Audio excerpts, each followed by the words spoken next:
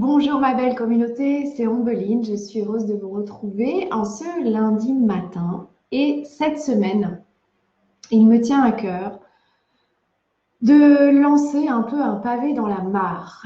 Parce que dans ma transformation personnelle, je suis en train de libérer beaucoup de croyances, notamment en lien avec ma spiritualité. Et là où j'en suis aujourd'hui, c'est que je suis en train de totalement libérer tout ce qui me fait croire que pour aller vers plus de paix, vers plus de réalisation, vers plus de bonheur, je dois renoncer à quelque chose. Ce truc qui fait qu'on croit qu'on doit sacrifier quelque chose parce que ça ne peut pas en être autrement. Le fait qu'on ne peut pas tout avoir. On ne peut pas être si exigeant envers la vie. Et d'un autre côté, on accepte que la vie soit exigeante envers nous. Alors, est-ce que déjà ça vous parle? Est-ce que vous avez cette croyance que vous, d'ailleurs, vous n'en avez peut-être pas encore conscience, mais que pour aller vers la réalisation de ce pourquoi vous êtes là, vous devez sacrifier quelque chose. J'aimerais vraiment vous lire à ce sujet. Est-ce que c'est quelque chose qui résonne pour vous? Est-ce que vous avez l'impression que appuyer sur l'accélérateur, ça génère une résistance à l'intérieur de vous, ça réveille une peur parce que ça va augmenter le risque dans un des domaines de votre vie?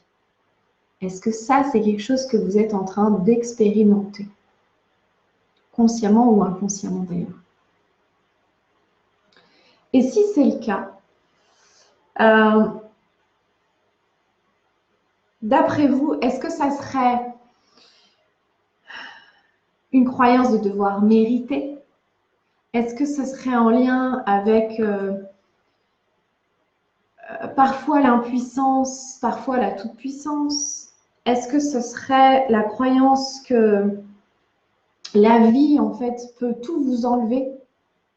Que de toute façon, le bonheur, le bien-être, la paix, la joie, toute autre émotion de ce style-là, que de toute façon, ça ne peut pas être durable? L'argent aussi, la prospérité, l'abondance, voilà, que toutes ces émotions positives, de toute façon, elles ne peuvent pas être durables et qu'à un moment donné, vous ne pouvez pas vivre que dans le bien-être, vous ne pouvez pas vivre que dans la joie, vous ne pouvez pas vivre que dans la prospérité, dans l'abondance, que dans la paix, que dans le plaisir. Qu'est-ce que ça vient chercher en vous, ça? Si je vous disais que c'était possible de vivre tout le temps dans la paix, dans la joie, dans le plaisir, dans la facilité, dans la simplicité, dans la légèreté, dans l'épanouissement. Qu'est-ce que ça vient chercher chez vous, ça? Est-ce que vous croyez que c'est possible? Est-ce que vous croyez que c'est durable? Je pense que 99% d'entre vous, peut-être, si ce n'est pas 100%, n'y croient pas. Donc, j'ai vraiment hâte de vous lire à propos de ça. Bonjour à ceux qui sont en ligne. Je ne vois pas tous vos noms, mais je sais que vous êtes là.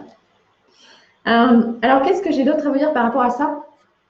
Donc, c'est comme si, voilà, il y a une part de vous, qui ressent une aspiration, qui a envie d'aller vers quelque chose, parce que de toute façon, c'est l'élan naturel aussi de votre âme, hein, que d'aller vers ce pourquoi vous êtes là. Et il y a une part de vous qui résiste complètement et qui appuie les deux pieds sur le frein, parce que cette part de vous, elle sait ce qui fait que ça ne sera pas possible, ou cette part de vous, elle sait que ça va lui coûter quelque chose qu'elle va devoir sacrifier ou renoncer à quelque chose, ou que ça va apporter un plus d'un côté et un moins d'un autre côté dans un autre domaine. Ok? J'aimerais vraiment que vous preniez un instant là pour plonger à l'intérieur de ça et pour aller regarder ce que cette part de vous qui freine les deux pieds sur le frein là, de quoi elle a peur? Qu'est-ce qu'elle croit qui fait qu'elle a besoin de freiner? C'est extrêmement intéressant. Vous allez voir le cadeau en fait de plonger là-dedans. Bien évidemment, il y a toutes les croyances collectives, qu'on ne peut pas tout avoir. Il y a les croyances religieuses et spirituelles, que de toute façon, il faut en baver, qu'il faut mériter, qu'il faut porter sa croix, etc., etc.